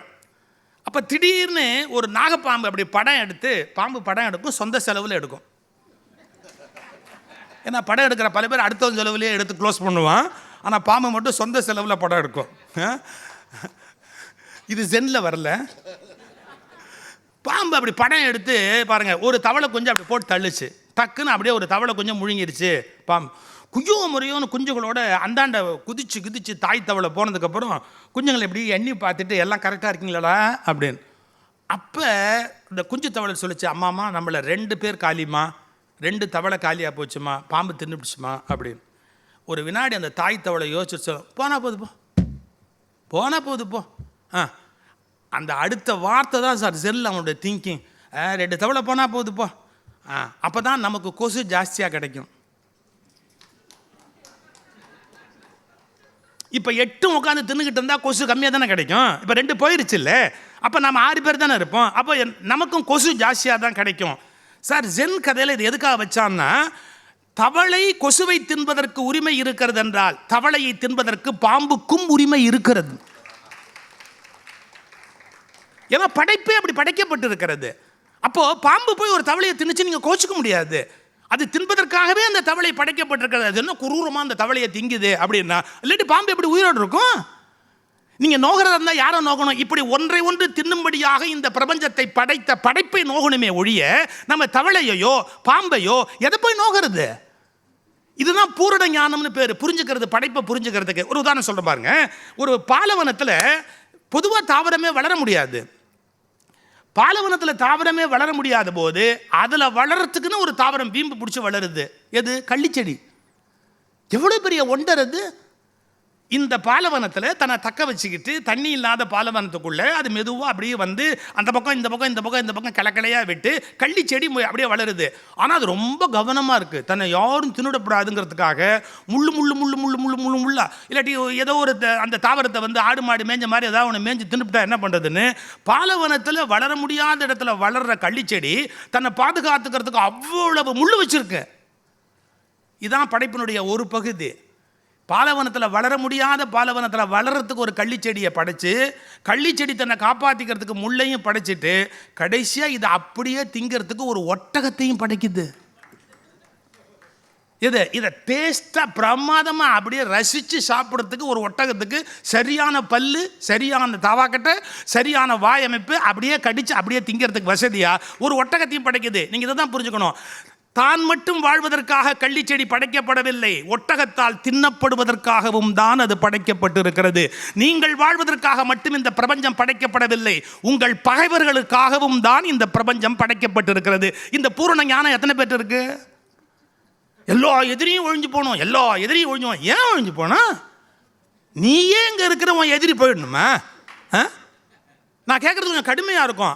இது பாரதியோட என்ன சம்மதம் கேட்குறீங்களா? பகைவனுக்கு அருள்வாய் நன்னஞ்சே, பகைவனுக்கு அருள்வாய். புகை நடுவினில் தீ இருப்பதை பூமியில் கண்டோமே நன்னஞ்சே, பகை நடுவினில் பண்புருவான நம் பரமன் வாழுகின்றான். தின்னவரும் புலி தன்னையும் அன்போடு சித்தனை செய்திடுவாய். ஏன் அன்னை பராசக்தி அவ்வொரு ஆயினாள், அவளை கும்பிடுவாய். அவன் வாழ்ந்து காட்டுறாரு சார். தன்னை காட்டி கொடுத்து கைது பண்ணுறதுக்கு ஏற்பாடு பண்ணவன் 2 நாள் தள்ளி வீட்டுக்கு வர்றான். வா உக்காரு, செல்லம்மா காப்பி கொடு. அது வேற. இவரை சிக்க வைக்கணும்னு இவர் இந்திய எல்லைக்குள்ளே கூட்டிகிட்டு வந்து இவரை மாட்டி விடணும்னு பிளான் பண்ணவன் 2 நாள் தள்ளி வர்றான். அது எதிரியாகவே அவர் நினைக்கவே இல்லையே. அவனுக்கு காப்பி கொடுன்னு கேட்குறாரு. ஆனால் சில பேர் வீட்டில் காப்பி கொடுக்குறதே எதிர்ப்பை காட்டுறதுக்கான அடையாளம். அவன் வீட்டு காப்பியை குடிச்சாச்சுன்னா ஜென்மத்துக்கு அப்புறம் அந்த வீட்டுக்கே எவனும் போக மாட்டான். அந்த ஐடியாவில் இல்லை. செல்லம்மா காப்பி கொடு அப்படின்னு சொல்லி செல்லம்மாவுக்கு கோவம் வருது. மூஞ்சி அப்படி இடிச்சுக்கிட்டு அந்த அம்மா அப்படியே பேசாமல் போகிறாங்க. பகைவன் கருள்வாய் நன்னஞ்சே பகைவன் கருள்வாய் பாடுறாரே பாரதி. இதுதான் பூரண ஞானம். பாரதியினுடைய நெறி என்னன்னு கேட்டால், உன் எதிரி அவன் வாழ்வதற்கு இந்த உலகத்தில் இடமில்லை, இப்படி எண்ணுகிற எண்ணத்திலே இருந்து வெளியில் வா. நீ எப்படி வாழ்வதற்கு உரிமை உண்டோ அப்படி உன் எதிரியும் வாழ்வதற்கான உரிமை இந்த உலகத்தில் உண்டு என்கிற தத்துவத்தை தயவு செய்து புரிந்துகொள். ஏன் தெரியுங்களா? அரை குறையான அறிவோடு மட்டுமே நம்ம கடவுளை பற்றி எப்படி சார் சொல்லி கொடுத்தாங்க? நமக்கு வேண்டிய விஷயம்லாம் செய்கிற ஒரு மனிதர். எப்படி உங்களுக்கு பர்த்டேனா ஆயுசை கூட்டி கொடுக்கணும், நல்ல பொண்ணு பார்த்து கல்யாணம் பண்ணி வைக்கணும், உங்களுக்கு வீடு கட்டினா உங்களுக்கு வேண்டிய ஏற்பாடு பண்ணணும், உங்கள் வீட்டில் கிரகப்பிரவேசம்னா அன்றைக்கி மழையே பெய்யாதபடி இந்த நாட்டில் எல்லாத்தையும் நிறுத்தி வச்சு இவர் தான் நமக்கு கடவுள் தான் சொல்லி கொடுத்தாங்க. நமக்கு வேண்டிய வேலையை பார்க்குற மனுஷன், மேலேருந்து பார்க்குற மனுஷன் நம்மக்கிட்ட அப்பப்போ தேங்காய் பழம் உண்டியல்ல ஒரு கொஞ்சம் இதெல்லாம் வாங்கிக்கிட்டு அவர் இப்படி தானே நமக்கு ஒன்று பில்டப் பண்ணி கையில் கொடுத்தாங்க. கிடையாது. நமக்கு வேண்டிய நல்ல விஷயத்தை செய்கிறதுக்காக இல்லை. பிரபஞ்சத்தினுடைய பூரண படைப்பில் நல்லது கெட்டதை கடந்தவர் கடவுள் அப்படிங்கிற கருத்தை புரிஞ்சுக்கிறது ரொம்ப கஷ்டம். எனக்கு வேண்டிய விஷயத்தை செய்யணுங்கிற அந்த ஒரே ஒரு ஆட்டிடியூடோட கும்பிடுவது தவறு. அது ரெண்டுக்கும் அப்பாற்பட்ட பெருநிலை கடவுள் என்ற நிலை. இதுதான் நடுநின்ற நடு பாரதி இந்த உலகத்துக்கு சொல்லி தந்திருக்கிற மிகப்பெரிய செய்தி. நான் முதலே சொன்ன மாதிரி ஆத்ம ஞானம் குறைவாகவும் சுயஞானம் இல்லாதவர்களும் ஒருதலை பட்சமாக போலரைசேஷன் சொன்ன பார்த்தீங்களா, ஏதாவது ஒருதலை பட்சமாக நின்றுடுறாங்க. இதை ஓஷோ ஒரு பேச்சில் சொல்வார். போலார், அந்த போலார்னு சொல்கிறோம் இல்லையா, துருவம், அது வாழ்வதற்கு தகுதியானதே இல்லை. படைப்பில் நீங்கள் பாருங்கள், மைய பிரதேசங்கள் தான் செடி கொடி விலங்குகள் வாழ்க்கைக்குரிய வாழ்வாதாரம் விளைச்சல் எல்லாமே இருக்கும். துருவ பிரதேசத்துக்கு போனீங்கன்னா அவர் சொல்றாரு, பூமியினுடைய அமைப்பில் எப்படி துருவம் வாழ்வதற்கு தகுதியற்றதோ அப்படி கருத்துக்களிலும் துருவங்கள் வாழ தகுதியற்றவை. கருத்துக்களிலும் அங்கே மனுஷன் வாழ முடியாது. ஒரே ஒரு வெறுப்போடையே இருக்கிறது, ஒரே விதமான துவேஷத்தையே மனதில் வைத்து கொண்டு இருப்பது, இல்லை ஏதோ ஒரு விதமான விஷயத்தை பிடிவாதமாக பிடிச்சி சில பேர் ஒன்று தெரிஞ்சுக்கிட்டு வந்தானா சார், அதை நம்மகிட்ட சொல்லி சொல்லி கொண்டுடுவான் சார். எப்போ போங்க அந்த ஒரே விஷயத்தையே திரும்பி திரும்பி திரும்பி பேசுவானே ஒழிய உனக்கு பைத்தியம் பிடிச்சி போச்சு, அதுக்கு நான் என்ன பண்ண முடியும்? அந்த விஷயத்தில் அதை அவன் ஒரு குரு கிட்ட லாக் ஆகிடுவான். நீங்கள் எப்போ போங்க அந்த குரு மகிமையவே நம்மக்கிட்ட சொல்லிட்டேன். உனக்கு குருப்பா அவர், நீ எவ்வளோ ஒன்றா கொண்டாடு. நான் உன் வீட்டில் காப்பி குடிச்சிட்டு போகலான்னு வந்திருக்கிறேன், அதுக்கு முன்னாடி 1.5 மணி நேரம் அந்த குருவை பற்றி நான் கேட்கணுமா? அதாவது நீ மனசில் மாயையில் உள்ள லாக் ஆகிட்டேன்னா அதை எல்லாரும் மனசு மேலேயும் ஏற்றி வைக்கணும்னு நினைக்கிற பாரு. இதை 20 பேருக்கு அனுப்பவில்லை என்றால் உன் குடும்பம் நாசமாகும். ஏன்னா நீ என்னமோ பண்ணி தொலைச்சிட்டு போ, எதுக்கு என் குடும்பத்தை அனாவசியமாக இழுத்து எதுக்கு இப்படி சிக்கல் பண்ணுற? உனக்கு எதோ உள்ள பைத்தியம் பிடிச்சிருக்கு, பிடிச்சிட்டு போட்டோம். இதை நீ 10 பேருக்கு அனுப்பவில்லை என்றால், போஸ்ட் கார்டில் எழுதவில்லை என்று சொன்னால் உன் குடும்பமே விளங்காது. ஒன்று அதை வச்சு மிரட்டுறான். Sorry, very sorry. மனிதர்களுக்கு தெளிவு வரணும், அவர்கள் ஒரு புரிதல் இருக்கணும். பூரணமாக புரிந்துக்கிட்டா ஒரு தரப்பாக நம்மளால் இருக்க முடியாது சார். ஒரு சைடுடைய, ஏன்னா இந்த சைடில் ஒரு அளவு தான் நியாயம் இருக்கும், அதுக்கப்புறம் நியாயம் இருக்காது. இந்த சைடில் ஓரளவு தான் நியாயம் இருக்கும், அப்புறம் நியாயம் இருக்காது. அப்புறம் நம்ம ஒரு நியாயம் உள்ள ஒருத்தர்கிட்ட ஒரு நியாயத்தை சொல்கிறோம்னு சொன்னால் அவருடைய அயோக்கியத்தனத்தை எல்லாம் நம்ம ஒத்துக்கிட்டோம்னு அர்த்தம் இல்லை. இதுவே புரியலையே. இப்போ நம்ம ஏதாவது ஒரு விஷயத்தில் யாரோ ஒருத்தருடைய ஒரு சிறப்பை சொல்கிறோன்னு வச்சுக்கோங்களேன், அந்த சிறப்பை மட்டும்தான் நான் வழிமொழிகிறேன்னு புரியாது. அவர் அப்படிப்பட்டவர் உனக்கு ரொம்ப தெரியுமா? உன்னை விட எனக்கு நல்லாவே தெரியும், உன்னை விட எனக்கு நல்லாவே தெரியும். ஆனால் எனக்கு அது சம்பந்தம் கிடையாது, அது அவருடைய பர்சனல் லைஃப், எனக்கு அதை பற்றி கவலையே கிடையாது, எனக்கு அதுக்கு சம்பந்தமே கிடையாது. அப்படிப்பட்ட மனுஷனை நீ பாராட்டுறேன், அப்படிப்பட்ட மனுஷனை பாராட்டல, அப்படிப்பட்ட மனுஷனுடைய இந்த செயலை மட்டும் பாராட்டுகிறேன், அவ்வளவுதான். நான் இந்த கருத்தை மட்டும் ஆதரிக்கிறேன், இந்த செயலை மட்டும் கொண்டாடுகிறேன். இந்த கிளாரிட்டி சொசைட்டியில் வரணுமா இல்லையா? அதுக்கு தான் பாரதியை நாம் புரிந்து கொள்ள வேணும்னு.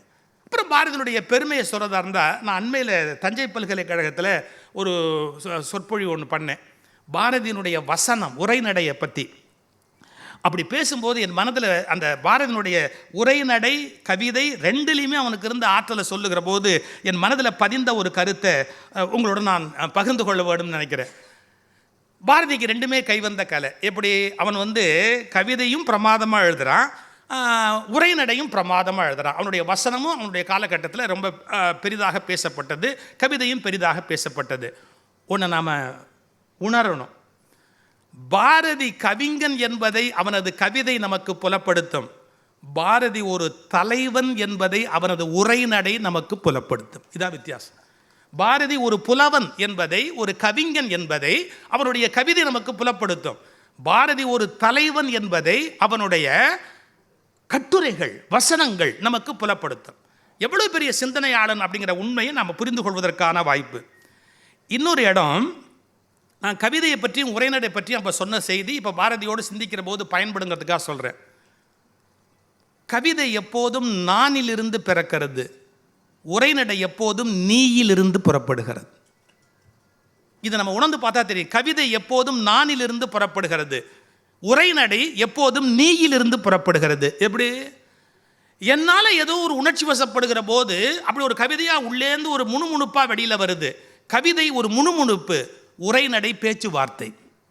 கவிதை ஒரு முணுமுணுப்பு, உரைநடை ஒரு பேச்சுவார்த்தை. ஏன்னா நானிலிருந்து பிறக்கிறதுனா ஒரு சுய அவஸ்தை அவனுக்குள் ஏற்படுகிறது. அதனால் கவிதை என்பது வெளியில் வந்து விழுகிறது. ஆனால் வசனம் என்று எழுதுகிற போதே யாருக்காகவோ எழுதுகிறான், யாரையோ முன்னிறுத்தி எழுதுகிறான், யாரோ கேட்க வேண்டும் என்பதற்காக அவற்றை சொல்லிக் கொண்டிருக்கிறான். எனவே நீ இல்லாமல் உரைநடை இருக்காது. நான் என்பதுதான் கவிதையின் ஆதார சுருதி. நானிலிருந்து கவிதை பிறக்கிறது, நீயிலிருந்து உரைநடை பிறக்கிறது. நான் நீ என்ற இரண்டில் தான் முழுமை அடங்கி இருக்கிறது. நானில் மட்டும் நிற்பவர்கள் நீயை புரிந்து கொள்ள மாட்டார்கள். நீயில் மட்டுமே இருப்பவர்கள் நானை கொன்று விடுவார்கள். சார், சில பேர் ரொம்ப சர்வீஸ்னு போகிறான் பாருங்க, அவனால் அவனையும் காப்பாற்றிக்க முடியாது, அவன் குடும்பத்தையும் காப்பாற்ற முடியாது. செல்லம்மா பாரதியை விட இந்த உலகத்தில் துக்கப்படுற மனுஷியை பார்க்க முடியுமா? நம்ம இன்னைக்கு பாரதிக்கு 1000 பாராட்டினாலும் செல்லம்மாவோட கண்ணீரை தொடச்சிட முடியுமா? ஒரு கவிஞனுக்கு பொண்டாட்டி ஆகிற மாதிரி அவஸ்தை இந்த உலகத்தில் வேறு ஏதாவது இருக்க முடியுமா? நான் தப்பாக தான் சொல்கிறேன். நான் மணிவண்ணன்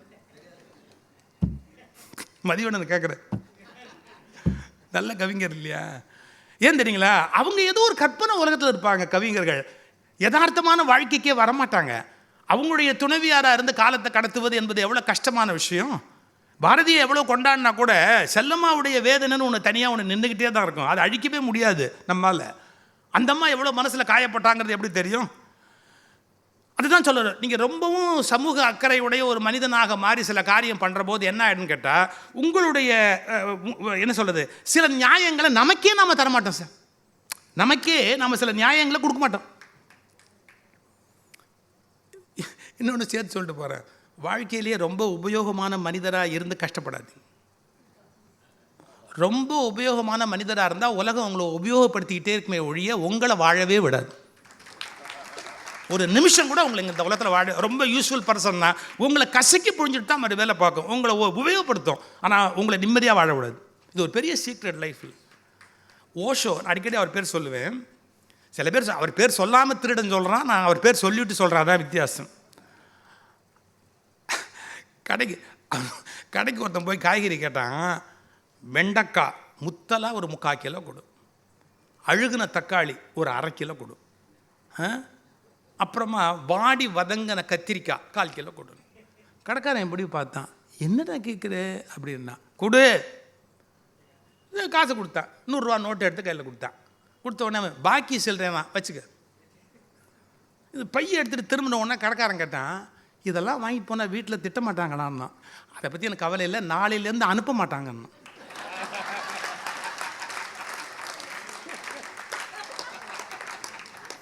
அவங்க திட்டுவாங்களே திட்ட மாட்டாங்களா அதில் வேறு விஷயம். நாளையிலேருந்து என்ன அனுப்ப மாட்டாங்க அப்படின்னா. எல்லாரும் அப்படி இருங்கங்கிற அர்த்தத்தில் சொல்லலை. நீங்கள் மட்டும் பர்ஃபெக்டாக வெண்டைக்காய் வாங்கிட்டீங்கன்னா நீங்கள் வாழ்நாள் முழுக்க வெண்டைக்காய் வாங்குகிற நபராகவே இருந்து சாக வேண்டியிருக்குமே ஒழிய ஒரு நாள் கூட அதுலேருந்து விடுதலையே அப்புறம் அடைய முடியாது. வெண்டைக்காய் அவர் அனுப்பு, பிரமாதமாக வெண்டைக்காய் வாங்கிட்டு வருவார் அப்படின்னு 92 வயசுலேயும் வெண்டைக்காய் வாங்கியே சாகணுமே ஒழிய நமக்கு சிரார்த்தத்துக்கு கூட நாமளே வெண்டைக்காய் வாங்கி வச்சுட்டு தான் சாகணுமே ஒழிய வேற எவனும் ஒன்றும் வாங்க மாட்டான் இந்த உலகத்தில். இந்த உலகம் அப்படிப்பட்ட உலகம் சார். அதாவது ரொம்ப உபயோகமுடைய மனிதனாக இருந்தால் அதில் சில சிக்கல்கள் இருக்குது. இது கொஞ்சம் கஷ்டமாக இருக்கும், மனசில் கேட்குறது ரொம்ப கஷ்டமாக இருக்கும். உணர்ச்சி உடைய மனிதனாகவும் இருக்கணும், அறிவு உடைய மனிதனாகவும் இருக்கணும், தன்னை பற்றிய சிந்தனை உடையவனாகவும் இருக்கணும், அதே நேரத்தில் பிறரை பற்றிய அக்கறை உள்ளவனாகவும் இருக்கணும். இந்த பிறரை பற்றிய அக்கறையிலிருந்து வசனம் பிறக்கிறது, தன்னுடைய தவிப்பிலிருந்து கவிதை பிறக்கிறது. இது இரண்டுமுடைய மனிதனாக பாரதி விளங்கியதால் தான் கவிதையும் உரைநடையும் இரண்டிலும் வல்லவனாக பாரதியாரால் இருக்க முடிந்தது. ரொம்ப ஏஸ்தட்டிக் சென்ஸ் அப்படிங்கிறது கவிதைக்கு ரொம்ப முக்கியம் அப்படின்னு சொல்லுவாங்க. முருகியல் உணர்ச்சி, அழகு உணர்ச்சி தான் கவிதைக்கு ரொம்ப முக்கியம்னு. எங்க பாரதி இப்படி சொல்றேன், கவிதை என்பது பெண் போல, உரைநடை என்பது ஆண் போல. ஒரு கற்பனைக்காக சொல்றேன். கவிதை என்பது ஒரு பெண் போல, உரைநடை என்பது ஆண் போல. இல்லை, கவிதை என்பது நம்முடைய தாயார் மாதிரி, உரைநடை என்பது நம்முடைய தகப்பனார் மாதிரி. நீங்கள் என்னதான் ஒரு ஆணுக்குள்ள பெண் இருந்தாலும், பெண்ணுக்குள்ள பயாலஜிக்கலாக ஆண் இருந்தாலும் கூட ஒரு தனி ஐடென்டிட்டி இருக்குது. இவர் ஆண் அப்படின்னு ஒரு ஐடென்டிட்டி இருக்குது, பெண்ணுன்னு ஒரு ஐடென்டிட்டி இருக்குது. அது மாதிரி இவர் கவிஞர் அப்படிங்கிற ஒரு உணர்வு இருக்கும், இவர் உரைநடையாளர் அப்படிங்கிற ஒரு உணர்வு இருக்கும். அதை மாற்ற முடியாது. அவங்களுடைய குவாலிட்டி அப்படிங்கிறது அப்படியே அடையாளம் காணப்படும். இப்போ என்ன வித்தியாசம்னு சொல்கிறேன் பாருங்க பாரதி கிட்ட. ரெண்டுலேயுமே ஒரு முழு நிலையாக ஒருத்தன் இருந்தால் எப்படி வெல்ல முடியும் என்பது தான் பாரதியினுடைய தனித்த சிறப்பு. இரண்டிலுமே ஒரு முழுநிலை மனிதன், கவிதையிலையும் ஒரு முழுநிலை மனிதன், உரைநடையிலையும் ஒரு முழுநிலை மனிதன். எப்படி அதை புரிஞ்சுக்கிறது? அதுக்கு ஒரு இடம். பிறவியிலேயே டாகூர் ஒரு மென்மையான ஒரு கவிஞன். டாகூரால் ஒத்துக்கொள்ள முடியாத சில விஷயங்கள், அதை டாகூர் கண்டிக்கிறார். இன்று உலகில் காணப்படும் பெரிய தொழில் நிறுவனங்களில் எனக்கு நம்பிக்கை இல்லை. இண்டஸ்ட்ரியெல்லாம் ஒத்துக்க மாட்டேங்கிறார் டாகூர். எனக்கு நம்பிக்கை இல்லை. டாகூர் ஒரு கவிஞர்னால அவருடைய வார்த்தை எப்படி வெளிப்படுது பாருங்க. அவை குரூபமாக இருப்பதே படைப்பிற்கு முரணானவை என்பதை காட்டுகிறது. எது? பெரிய பெரிய தொழிற்சாலைகள், மிகப்பெரிய பீரங்கிகள், இதெல்லாமே படைப்புக்கு முரணானவை. டாகூர் கவிஞர் அடிப்படையிலேயே. அவை குரூபமாக இருப்பதே படைப்பிற்கு முரணானவை என்பதை காட்டுகிறது. இயற்கையின் நாகரிகமானது இன்பத்தை பலியிட்டு பணத்தை திரட்டுகிறது. இவ்வளவு கண்டிக்கிறாரா டாகூர் அடிப்படையில்? பாரதி எழுதுறாரு பாருங்க. அதுக்கு மாறா என்ன எழுதுறாரு? வலிமை ஓர் அழகு, வலிமை ஓர் அழகு, அழகு ஒரு வலிமை, இயந்திர கலை, நீராவி வண்டி, நீராவி கப்பில், வானத்தேர், எது பிளேனுக்கு பேர் வைக்கிறார், வானத்தேர், பெரிய பீரங்கி, எல்லாம் அழகுதான். இதுதான் சொன்னேன். அவன் ஆணுக்கு ஆணாக முழுமையான சிந்தனையாளனாக இருக்கிறான். கவிதை எழுதுகிற போது பெண்ணுக்கு பெண்ணான அந்த பெண் தன்மை உள்ளவனாக விளங்குகிறான். ஏஸ்தட்டிக் சென்ஸோட கவிதையும் எழுதுறான். அந்த ரியலைசேஷனோடு வசனமும் எழுதி காட்டுறான். சொசைட்டியில் இதெல்லாம் இருக்கிறது தவிர்க்க முடியாதுங்கிற பார்வையும் அவனுக்கு இருக்கு. ஆனால் கவிஞனுக்குரிய நளினம், மென்மை, கற்பனை உலகம் அதுவும் அந்த பாரதிக்குள்ள இருக்கு. பீரங்கி அழகுங்கிறான் சார். பீரங்கி அழகுன்னு வேற யார் சொல்வா? வலிமை ஓர் அழகு, அழகு ஒரு வலிமை, இயந்திர கலை, நீராவி வண்டி, நீராவி கப்பல், வானத்தேர், பெரிய பீரங்கி, எல்லாம் அழகுதான். உயர்ந்த கவிகள் வலியுடைய பொருள்களை அவ்வக்காலத்திலே வழங்கிய வகையிலே வர்ணனை செய்துதான் இருக்கிறார்கள். இதில் புதுமை ஒன்றுமில்லை. எதை மிஷினரியை வரவேற்கிறான் பாரதி. அப்போ மாற்றங்களை ஒப்புக்கொள்ளுகிறான். சமூகத்தினுடைய தேவைகளை பற்றிய அக்கறை அவனுக்கு இருக்கிறது. வேறு வகையான அந்த விஷயங்களை பதிவு செய்வதில் அவன் தயக்கம் காட்டுவதே இல்லை. இவையெல்லாம் நீங்கள் இந்த பாரதியினுடைய தன்மையில் பார்த்து மகிழ்வதற்கு உரிய இடம். இன்னொன்று, அவங்க குறிப்பிட்ட அதே சுருதியில் தான் வர்றது. பதஞ்சலி யோக சூத்திரத்துக்கு பாரதி உரை எழுதுகிறார். அதில் நீங்கள் பார்த்தா தான் அவருடைய பர்சனாலிட்டி என்னன்னு கண்டுபிடிக்க முடியும். மதுரை நாராயண ஐயர் 25ஆம் சூத்திரத்துக்கு ஒரு உரை எழுதியிருக்கிறார். வினோதமான குறிப்புகள். பாரதி அந்த அந்த அந்த உரையை பதஞ்சலி யோக சூத்திரத்துக்கு தான் உரை எழுதி கொண்டே வருகிற போது 35வது சூத்திரத்தில் விவேகானந்தருடைய ஒரு கருத்தை தயவு தாட்சண்யம் இல்லாமல் அப்படி தூக்கி அந்த எரியுது. ஆனால் விவேகானந்தரை குறைச்சி சொல்றதே இல்லை. 10 விவேகானந்தர் நமக்கு இருந்தால் போதும், உலகம் முழுவதும் நம்முடைய இந்து மதத்தை கொண்டு போய் விடலாம் பாராட்டியிருக்கான்.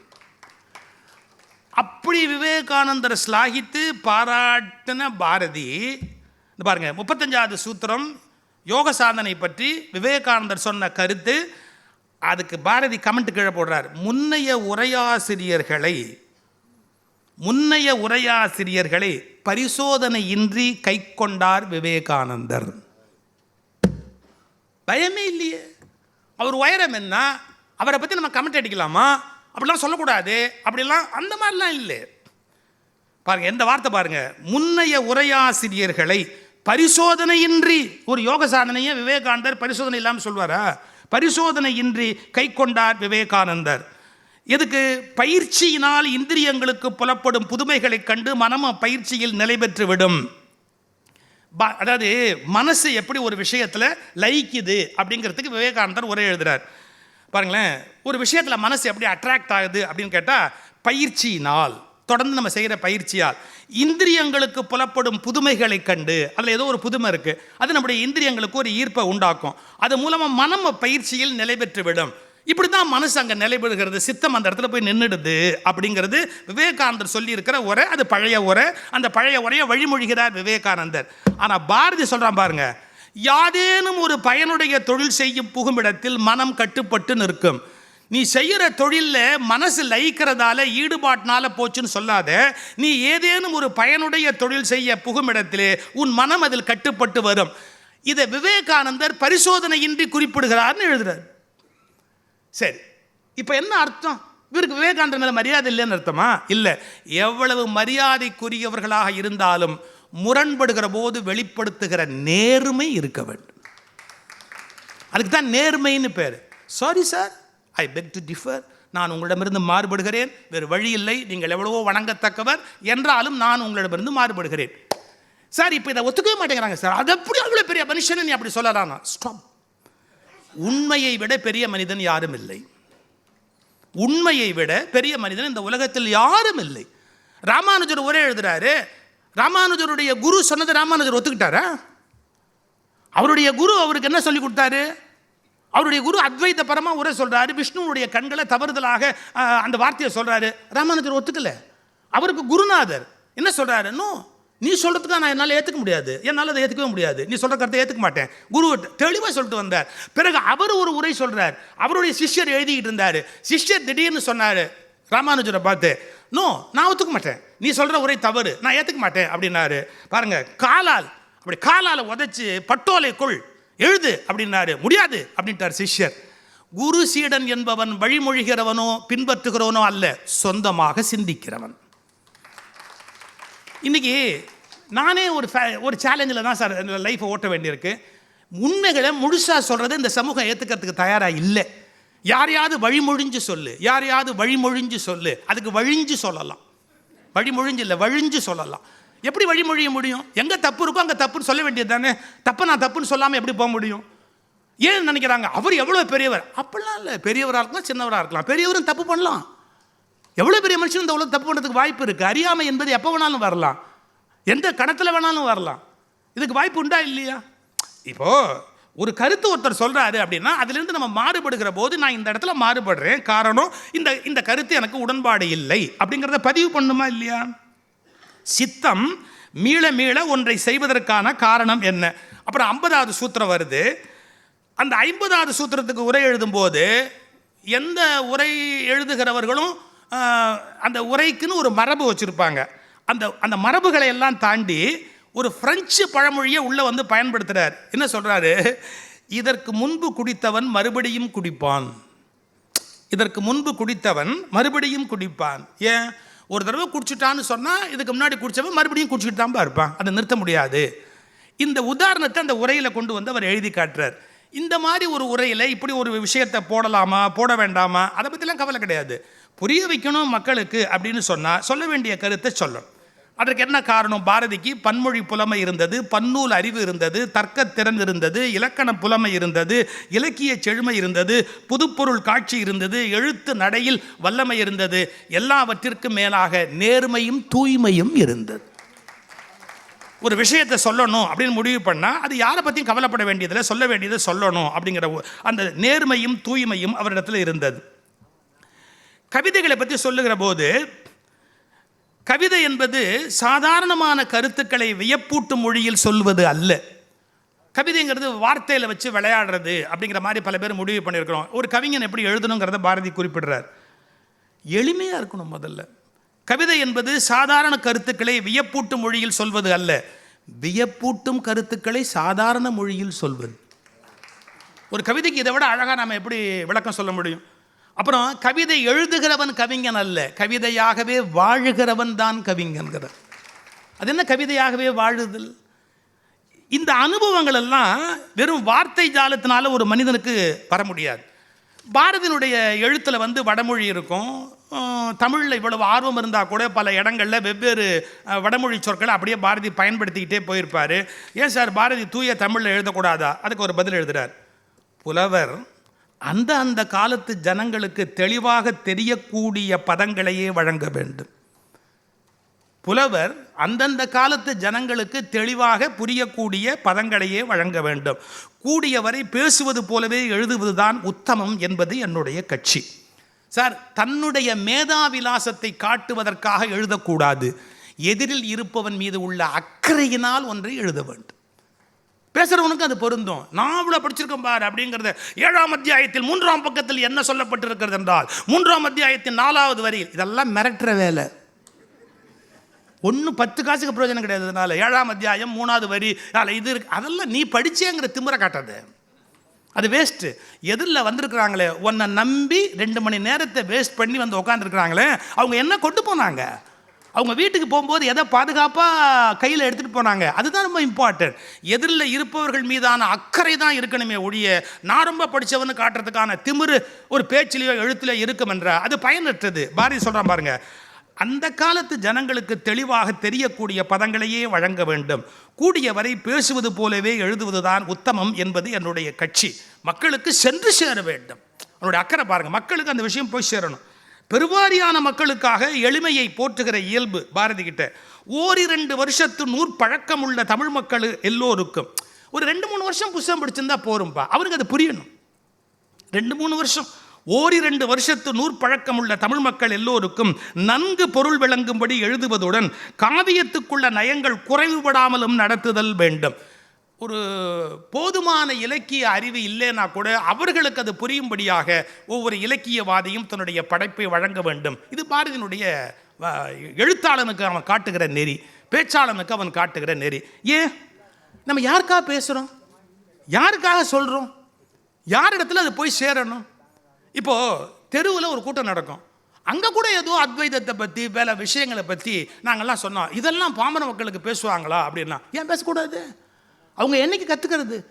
சில பேர் சொல்லுவாங்க, அவங்களுக்கெல்லாம் சிம்பிளாக ஏதாவது சொல்லி இப்படியே தான் நம்ம சில பேரை மட்டம் தட்டி வச்சுட்டோம். அவங்க வளர விடாதபடி ரொம்ப பிரமாதமாக பார்த்துக்கிறோம். இதை சொன்னாலே போதும், இதை சொன்னாலே போதும், நீங்கள் இதை கேட்டாலே போதும் அப்படின்னா நீ இதெல்லாம் படிக்காதேன்னு அர்த்தம், இதெல்லாம் நீ தெரிஞ்சுக்காதே அப்படின்னு அர்த்தம். இதெல்லாம் நாங்களே பார்த்துக்கிறோம், உனக்கு இது தெரியவே வேண்டாம் அப்படின்னு தான் அர்த்தம். மற்றவங்களுக்கு அது தெரியணுங்கிற அக்கறை இருக்கணுமா இல்லையா? அது எல்லாருக்கும் போய் சேரணுங்கிற ஆசை இருக்கணுமா இல்லையா? பாமர மக்களுக்குன்னா ஒன்று புரியவே கூடாதா? பாமர மக்களுக்கு உரியதை அவர் சொல்ல வேணும்னு நினைக்கிறார். நம்முடைய ஐயா தலைமையில் நான் இப்போ அவங்க கல்லூரியில் பேசினேன். அப்போ ஒரு சம்பவம் சொன்னேன். கோபாலகிருஷ்ண பாரதியார் அவருடைய நூலை எழுதிட்டு, நந்தனார் சரித்திரத்தை எழுதிட்டு மகாவித்வான் மீனாட்சி சுந்தரம் பிள்ளைகிட்ட பாயிரம் கேட்டு போகிறார். பாயிரம் வேணும் அப்படின்னு. பிள்ளைவாள் பெரிய ஸ்காலர், தமிழ் கடல் ரொம்ப படித்தவர். அவர் சொன்னார், இலக்கண பிழையுடைய பாடல்களுக்கு நாம் பாயிரம் தருவது பொருத்தமாக இராதுன்னார். நந்தனார் சரித்திரத்தை பாமர மொழியில் பாடப்பட்ட பாடல் தானே, அப்படி இப்படி முன்ன பின்ன போகிற வார்த்தைகள் தானே. அப்போது அதுக்கு நான் எப்படி பாயிரம் கொடுக்க முடியும்? கொடுக்க முடியாதுன்னார். நான் மகாவித்வானையும் குறை சொல்ல மாட்டேன், கோபாலகிருஷ்ண பாரதியும் நான் குறை சொல்ல முடியாது. 2 பேரும் ஒவ்வொரு நோக்கத்துக்காக இருக்காங்க. நான் இன்னொரு என்னுடைய பேச்சில் கூட சொல்லியிருந்தேன், வள்ளலார் வந்தபோது ஆறுமுக நாவலர் எந்திரிச்சு நின்னாருங்கிற போது வள்ளலாருடைய அன்பர்கள் வள்ளலாரை ரொம்ப ஸ்லாகிக்கிறாங்க. வள்ளலார் எவ்வளோ பெரிய தெய்வ பிறவின், அது உண்மை. ஆனால் வள்ளலார் வந்தபோது எதிர்த்து வழக்கு போட்டாலும் எந்திரிக்கணும்னு நினச்ச ஆறுமுக நாவலர் பெரியவங்களில் ரொம்ப பெரியவர். எந்திரிச்சு நிற்கிறாருன்னா, கும்பிடுறாருன்னா அது பண்பாட்டோட உச்சி. நான் யாரை கருத்தில் மோதுறேனோ அவர் வரும்போது எந்திரிச்சு நான் கும்பிடுறேன்னு சொன்னால் தோற்று போயிட்டேன்னு அர்த்தம் இல்லை, பண்பாட்டில் ஜெயிச்சிட்டேன்னு அர்த்தம். ஆறுமுக நாவலருடைய பண்பாடு அது. அதனால தான் நான் மகாவித்வான் மீனாட்சி சுந்தரம் பிள்ளையும் நான் வியக்கிறேன், அதே நேரத்தில் கோபாலகிருஷ்ண பாரதியாருடைய ஆற்றலையும் நான் வியக்கிறேன். கோபாலகிருஷ்ண பாரதியார் எழுதிட்டு கேட்குறாரு, மகாவித்வான் மீனாட்சி சுந்தரம் பிள்ளை தர முடியான்ட்டு. பட்டு இவர் அசரல்ல, கோபாலகிருஷ்ண பாரதியார் அசரல்ல. அவர் விட்டு திண்ணையிலே போய் உட்காந்துக்கிட்டார். இப்போல்லாம் அது மாதிரி இருக்கும் தான், திண்ணையெல்லாம் இடிச்சுட்டு கடை கட்டிட்டான் எல்லோரும். ஏன்னாவது உட்காந்துக்கிட்டா என்ன பண்ணுறது, திண்ணையில் உட்காந்துக்கிட்டார் கோபாலகிருஷ்ண பாரதியார். பாட ஆரம்பிச்சிட்டார். அவர் பாட்டுக்கு பாடுறார். இது அவர் பாட்டை அவர் பாடுறார், அவர் எழுதின பாட்டை பாடினார். இந்த தெருவில் புல் அறுக்க போனவங்க, மாடு மேய்க்க போனவங்க, விவசாயத்துக்கு போகிறவங்க, ஏதோ வேலையாக போகிறவங்க டப்பு டப்பு டப்பு டப்புன்னு தெருவில் எல்லாம் உட்காந்து தெருவையே அடைச்சிக்கிட்டு ஒரு 200 பேர் உட்காந்து ஒரு பாட்டை கேட்குறான். மகாவித்வான் மீனாட்சி சுந்தரம் பிள்ளை உள்ளேருந்து பார்த்தாரு, வெளியில் வந்தார், கோபாலகிருஷ்ண பாரதியாரை பார்த்தாரு. இவர்களை போன்றவர்களை எல்லாம் என் தமிழ் கொண்டு தொட்டதே இல்லை. நான் வச்சிருக்கிற தமிழை வச்சு இவங்களெல்லாம் ஒன்றும் டச் பண்ண கூட என்னால் முடியாது. ஆனால் உம்மால் அது முடிகிறது என்றால் பாடல் மதிக்கப்பட வேண்டியது. இப்போ நான் சில பேருக்கு கேட்டரிங் பண்ணுறேன், நீ சில பேருக்கு கேட்டரிங் பண்ணுற. உனக்குன்னு ஒரு மார்க்கெட்டிங், எனக்குன்னு ஒரு மார்க்கெட்டிங். நான் ஒரு பேச்சில் சொல்லியிருந்தேன், எம்எஸ் சுப்புலட்சுமி உலகத்துக்கு எவ்வளவு தேவையோ அவ்வளவு எல்லார் ஈஸ்வரியும் இந்த உலகத்துக்கு தேவை. நான் குறைச்சே பேச மாட்டேன். நான் என்ன சொல்கிறேன் தெரியுங்களா, திருப்பதியில் இருக்கிற வெங்கடாஜலபதிக்கு எம்எஸ் எவ்வளவு இன்றியமையாதவரோ அதுபோல் எங்கள் தெருவோரத்து மாரியம்மாளுக்கு எல்லார் ஈஸ்வரி இன்றியமையாதவர். எங்கள் தெருவோரத்து மாரியம்மாளுக்கு எல்லார் ஈஸ்வரி இன்றியமையாதவர். அவரை கொச்சப்படுத்தவோ அந்த பாட்டு இல்லைன்னு சொல்லவோ அது தேவையில்லை என்று சொல்லவோ எவனுக்கும் அதிகாரம் இல்லை, எவனுக்கும் அதிகாரம் இல்லை. அது அந்த பண்பாடு நமக்கு வரணும். மகாவித்வான் சொன்னார், இவர்களை போன்றவர்களை தொடுவது என்பது என்னால் ஒருபோதும் நடக்கிற காரியம் இல்லை. நீர் இவர்கள் இதயத்தில் இடம் பிடித்து விட்டீர், வாரும் உங்களுடைய பாடலுக்கு நான் 1000 தருகிறேன், உள்ளே வாரும் என்று மகாவித்வான் உள்ளே அழைச்சிட்டு போனார். அப்போ நம்முடைய அடிப்படை நோக்கம் என்னவா இருக்கணும்? பாரதிக்கு அதில் ரொம்ப ஆர்வம் உண்டு. பாருங்க, அவர் பாடினது சிந்து, கும்மிப்பாட்டு, குடுகுடுப்பக்காரன் பாட்டு, வண்டிக்காரன் பாட்டு, பண்டார பாட்டு, குறிகாரி பாட்டு, பள்ளர் களியாட்ட பாட்டு, சிறுவர் விளையாட்டு பாட்டு, எல்லாமே கிராமத்தில் தெருவில் எளிய மக்கள் பாடுவதற்கு உரிய அந்த பாடல் முறை. இதை வெறும்ன பாரதி பாட்டிலேன்னு மட்டும் இல்லை, அதை எவ்வளவு பாரதி நேசிச்சாங்கிறதுக்கு அடையாளம். சார், உலக்க குத்துற பெண்களுடைய ஒலியில் கவிதை இருக்குது, இசை இருக்குங்கிறானே. மானுட பெண்கள் வளரும் ஒரு காதலினால் ஊனுருக பாடுவதில் ஊரிடும் தேன் வாரியிலும் ஏற்ற நீர் பாட்டின் இசையினிலும் நெல்லிடிக்கும் கோற்றொடியார் குக்குவென கொஞ்சம் ஒலியினிலும் சுண்ணம் இடிப்பார் தம் சுவை மிகுந்த பண்களிலும் பண்ணை மடவார் பழகுபல பாட்டினிலும் வட்டமிட்டு பெண்கள் வளைக்கரங்கள் தாமொலிக்க கொட்டு இசைத்திடுமோர் கூட்டமுத பாட்டினிலும். கோரஸ் அப்படிங்கிற அந்த வார்த்தைக்கு இங்கிலீஷ் வேர்டுக்கு பியூட்டிஃபுல் தமிழ் டிரான்ஸ்லேஷன் பாரதி கொடுத்தான், கூட்டமுத பாட்டு. கோரஸ் அப்படிங்கிறதுக்கு கூட்டமுத பாட்டினிலும் வேயின் குழலோடு வீணை முதலாம் மனிதர் வாயினிலும் கையாலும் வாசிக்கும் பல கருவி நாட்டினிலும் காட்டினிலும் நாளெல்லாம் நந்தொலிக்கும் பாட்டினிலும் நெஞ்சை பறிகொடுத்தேன் பாவியேன். பாருங்க, வண்டிக்காரர்கள், மழைக்காக ஒதுங்கி இருக்கிறவர்கள், ஏழை மக்கள், பள்ளு என்றெல்லாம் பாடக்கூடியவர், அவங்களுடைய மெட்டில் இதை பாடணும் அப்படின்னு ஏன் பாரதி அவ்வளோ அக்கறை எடுத்துக்கணும்? அதுக்கு இன்னொரு காரணமும் இருக்குது. பாரதியினுடைய நோக்கம் இந்தியா முழுக்க விடுதலை அடையணும் அப்படின்னு அதை நான் வேற ஒரு பேச்சில் சொல்லியிருந்தேன். பாரதிக்கு வேறு டியூனே கிடைக்கலையா, ஏன் கோபாலகிருஷ்ண பாரதியாருடைய பாட்டு மெட்டை எடுத்து கையாளணும்? அதில் ஒரு அர்த்தம் வைக்கிறான். இந்த நாடு ஏன் அடிமையாச்சு தெரியுமா? வெள்ளைக்காரனால் இந்த நாடு அடிமையாச்சு, வெள்ளைக்காரனால் இந்த நாடு அடிமையாச்சு. வெள்ளைக்காரனால் இந்த நாடு அடிமையாகலை. இந்த நாட்டுக்காரன் இவன் நாட்டிலே இன்னொருத்தனை பார்த்து அவனை அடிமைன்னு சொன்ன அடிமை புத்தியால் தான் இவன் வெள்ளைக்காரனுக்கு அடிமையானான். நீங்கள் என்ன நினைக்கிறீங்க? அடிமை ஆகாதவர்கள் சுதந்திர புருஷர்கள் அப்படின்னு. நான் மாற்றி சொல்கிறேன், இன்னொருவர் தனக்கு அடிமையாக இருக்கக்கூடாது என்று நினைப்பவர்கள் தான் உண்மையாகவே சுதந்திரத்தில் ஆர்வம் உடையவர்கள். ஏங்க, நான் யாருக்கும் அடிமையாக இருக்கக்கூடாதுன்னு பேசிட்டு நான் 4 பேர் எனக்கு அடிமையாக வச்சுருந்தா நான் எப்படி சுதந்திரத்து மேலே மரியாதை உள்ளவன் ஆக முடியும்? ஒரு சின்ன சம்பவம். எங்கள் அம்மா ஒரு தடவை எங்கள் வீட்டில் வரவு செலவு என்னுடைய துணைவியார் தான் பார்ப்பாங்க. நான் பணத்தை அப்படியே கொண்டு வந்து கொடுத்துருவேன், கணக்கெல்லாம் எழுதி எல்லாம் அவங்க அவளே பார்த்துக்குவாங்க. இது எங்கள் அம்மாவுக்கு பிடிக்கல. எந்த அம்மாவுக்கு பிடிக்கும்? எங்கள் அம்மா கேட்டாங்க, நீ ரொம்ப தான் அவளுக்கு இடம் கொடுத்துருக்க அப்படின்னாங்க. நீ தானே கூட்டிகிட்டு வந்தேன்னு. அதெல்லாம் இல்லை, எல்லாத்தையும் பணத்தை அவர்கிட்ட கொடுத்துட்டு நான் ஏதாவது வேணுன்னா கூட 50 ரூபா 60 ரூபாய்க்கு அவர்கிட்ட கை நீட்டணுமா? யார் நீ வச்சு பார்க்கக்கூடாது நிர்வாகம். நான் அடிக்கடி வெளியூர் போயிடுவேன், அதனால் நான் என்ன பண்ணுவேன், எல்லாமே அவளே பார்த்துக்கிட்டோம் அப்படின்னு நான் விட்டுருவேன். எங்கள் அம்மா எழுத்தாளர், அவங்களால தாங்க முடியல. அவங்க சொல்கிறாங்க, உனக்கு நீ அவட்டேருந்து வாங்கிடணும், நீ வச்சுருக்கக்கூடாது. எங்கள் அம்மாட்ட ஒரு கேள்வி கேட்டேன், அம்மா நீ அப்பாவோட எத்தனை தடவை சண்டை போட்டிருக்க? எதுக்கு? எப்போவுமே நீங்களே நிர்வாகம் பண்ணுறீங்களே, என்கிட்ட கொடுக்கக்கூடாதா, நீங்களே நிர்வாகம் பண்ணுறீங்களே, என்கிட்ட கொடுக்கக்கூடாதா அப்படின்னு எத்தனை தடவை சண்டை போட்டிருக்கேன். இப்போ அதானே நடந்திருக்கு. நீ ஜெயிக்கலம்மா, உன் கருத்து ஜெயிச்சிருச்சுமா. நீ ஜெயிக்கலம்மா, அப்பாட்ட உன்னால் ஜெயிக்க முடியலம்மா. ஆனால் நீ சொன்ன கருத்து என் மனசில் பதிஞ்சதால் நான் என் மனைவி கிட்ட வீட்டோட நிர்வாகத்தை கொடுத்துட்டோம்மா. நீ ஜெயிச்சதுக்காக, நீ தோத்ததுக்காக வருத்தப்பட போறியா, உன் கருத்து ஜெயிச்சதுக்காக சந்தோஷப்பட போறியான்னு. எங்கள் அம்மா எடுத்தாள், என் கருத்து ஜெயிச்சது எனக்கு மகிழ்ச்சிடா, அவளே பார்க்கட்டும் அப்படின்னாங்க. இது எதுக்கு சொல்ல வரேன்? சில நேரங்களில் நாம் ஜெயிக்க முடியாமல் போகலாம், ஆனால் நம்முடைய கருத்து வெற்றி பெறுவதற்கான வாய்ப்பு இருக்கும். நாமே வெற்றி பெறணுங்கிற அவசியம் இல்லை, நம்முடைய கருத்து வெற்றி பெற்றால் அதுவே ஒரு மிகப்பெரிய வெற்றி. பாமர மக்களும் புரிந்து கொள்ளக்கூடிய வகையிலே இந்த கருத்துக்களை முன்வைக்க வேண்டும் என்று பாரதி கவலைப்பட்டான். பெண் விடுதலைக்காக பெண் கல்வி, பெண் விடுதலை, சம உரிமை, இலக்கிய படைப்புகளில் பெண்ணுக்கு முதன்மை கொடுத்தல், பொருளாதார விடுதலை, விதவை மறுமணம், இப்படி எல்லா விஷயத்திலும். அதையும் பாரதி காம்ப்ரமைஸ் பண்ணல சார். ஒரு வரி எழுதுறாரு பாருங்க, என்ன எழுதுறாரு அவர்? எல்லா மதங்களிலுமே பெண்மைக்கு முக்கியத்துவம் கொடுக்கிற பழக்கம் வர வேண்டும் அப்படிங்கிற ஒரு கருத்தை இஸ்லாமிய சகோதரர்களுக்கு சேர்த்து அவன் சொல்கிறான். என்ன சொல்கிறான்? அவர்களும் பெண்களுக்கு முழுமையான அந்த சுதந்திரத்தை வழங்க வேண்டும் அப்படிங்கிற கருத்தை பாரதி முன்மொழிகிறான். இதெல்லாம் பேசினா அப்படியே போயிட்டே போகும். வெறும் இந்துக்கள் மட்டுமே அப்படிங்கிற கோணத்தில் பாரதி பேசலை. இஸ்லாமியர்களும் தங்களுடைய பெண்களுக்கு தர வேண்டிய சமத்துவத்தை தர வேண்டும் அப்படிங்கிற ஒரு கருத்தை சொல்கிறான். இதை எதுக்காக நான் சொல்ல வரேன்? சில சமயங்களில் சொன்னால் அது ஏதோ நம்ம மதத்துக்குள்ளே மட்டுமே நம்ம குறை சொல்கிறோன்னு பொருள் அல்ல. அது எல்லாருக்குமே பொருந்தக்கூடிய செய்தியாக தான் இருக்கும். சொல்ல வேண்டிய செய்தியை பொதுவாக சொல்ல வேண்டும் என்பதில் பாரதி எந்த தயக்கமும் காட்டவே இல்லை. நான் இந்த ஒரு கருத்தோடு முடிச்சிடுறேன், நிஜமாகவே முடிச்சிடுறேன்.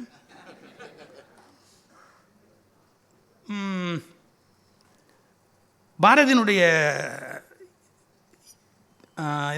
எதிர் நாடுன்னா யார்? இங்கிலாந்து தானே. அவங்க தான் நம்மளை அடிமைப்படுத்தி வச்சுருக்காங்க. அது மேலே ஒரு வெறுப்பும் ஒரு கோபமும் இருக்கணும்ல. இருக்குது. பாரதி எத்தனையோ இடத்துல பாடியிருக்கார், திட்டியிருக்கிறார். ஆனால் ஒரு வரி திடீர்னு ஒரு கட்டுரை எழுதுகிறார்.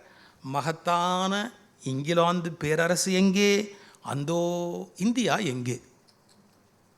இது ஏன் எழுதணும்? மகத்தான இங்கிலாந்து பேரரசு எங்கே, அந்தோ இந்தியா எங்கே? அப்போ நம்ம ஒத்துக்கணும், சில விஷயத்தில் பிரிட்டிஷ்காரன் நம்மளோட மேலானவன் தான். இதை ஒத்துக்கிட்டாலே தேசப்பற்று எங்கேயோ கொள்ள போயிடுச்சுன்னு ஒன்றும் அர்த்தம் கிடையாது. என் நாட்டு மேலே எனக்கு இருக்கிற பற்று என்பது வேறு, அவனை பற்றிய அசஸ்மெண்ட் என்பது வேறு. நான் அவனை அசஸ் பண்ணுறேன். இந்த விஷயத்தில் அவன் கெட்டிக்காரன்டா, இந்த விஷயத்தில் அவன் பெரிய சிறந்தவன்டா, இந்த விஷயத்தில் அவனை அடிச்சிக்க முடியாது, அவன் ஒரு நல்ல காரியம் முடியும், நம்ம அதை விட பிரமாதமாக பண்ணாதானே இந்த நாடு முன்னேற முடியும். இதை ஒத்துக்காமல் எங்களை விட மேலானவர்கள் இந்த உலகத்தில் இல்லை, இந்த உலகமே எங்களை விட தாழ்வானதுன்னு பேசிக்கிட்டே இருந்தால் பைத்தியம் மாதிரி உட்காந்துருக்க வேண்டியது தான். சார், அவன் எந்த விஷயத்தில் மேலானவனுங்கிற கருத்தை நம்ம படிச்சுன்னு ஒத்துக்கணுமா இல்லையா?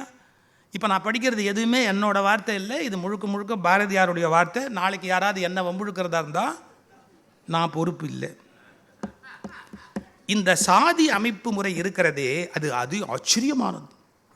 ஏனென்றால் ஒரு குறிப்பிட்ட ஜாதியோட பேரை போட்டு அவன் பெரும் கொடையாளியாக இருந்தாலும் அவனை பாராட்டுவதில்லை. அப்புறம் இன்னொரு ஜாதியோட பேரை போட்டு அவன் கீழானவன் தாழானவன் என்றாலும் கூட அவனை தலைமையில் வைத்து நடத்துகிறது பாரதியோட குற்றச்சாட்டு. இங்கிலாந்தில் உரிய தகுதிகள் வாய்க்கப்பெற்ற அந்நாட்டு குடிமகனான சக்கிலியின் மகன் ஒருவன், நான் எப்பவுமே ஜாதி பேர் சொல்கிறதுல பாரதி எழுதியிருக்கிறார், அதனால சொல்கிறேன், அவ்வளவுதான். யாரும் எம்எல்ஏ நாளைக்கு கேஸ் போடக்கூடாது.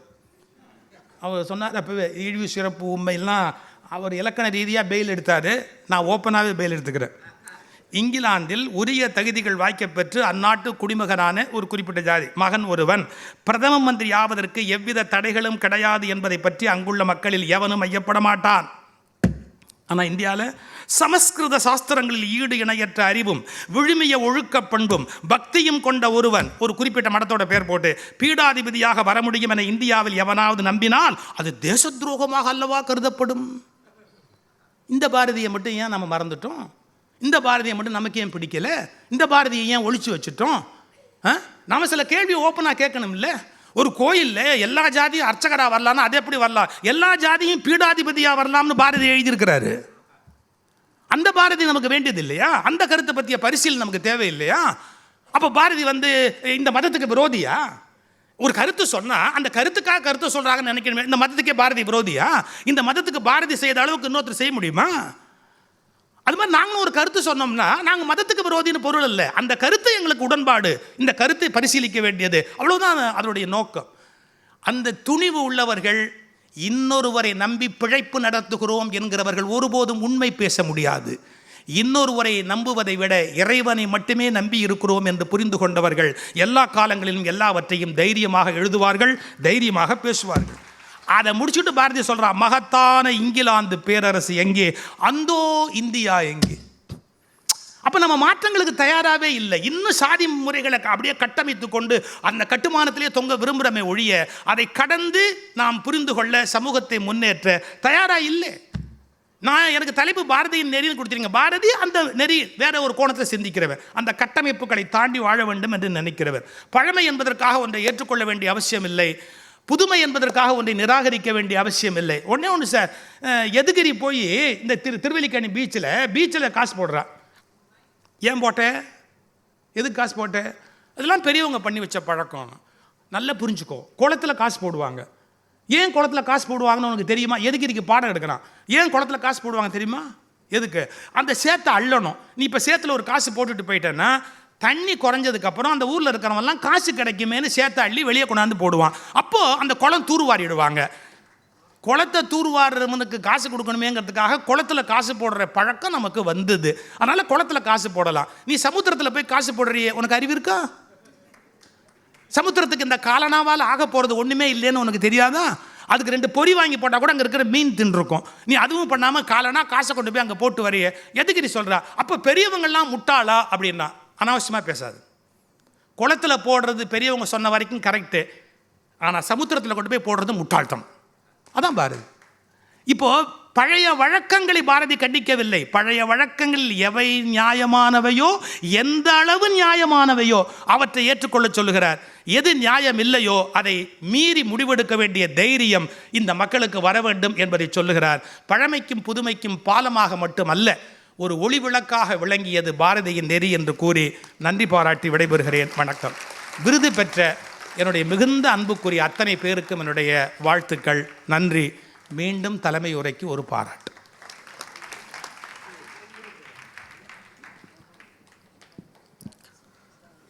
நம்ம எல்லாருமே இவ்வளோ நேரம் சுகமாக சிவனேன்னு இருந்தோம். காரணம், நெறிப்படுத்திய தமது சிறப்புரையை ஒரு விருந்தாக நமக்கு அளித்த ஐயா சுகிசிவம் நன்றிக்குரியவர். ஸ்பெல் பவுண்டுன்னு சொல்லுவாங்க இல்லையா, அப்படி மயங்கி போனோம் அந்த மந்திர சொற்களால். இந்த மாலையை பொன்மாலையாக்கிய ஐயா சுகிசிவம் அவர்களுக்கு நீங்கள் அனைவருமே மிகுந்த பாராட்டை தெரிவிக்க வேண்டும்.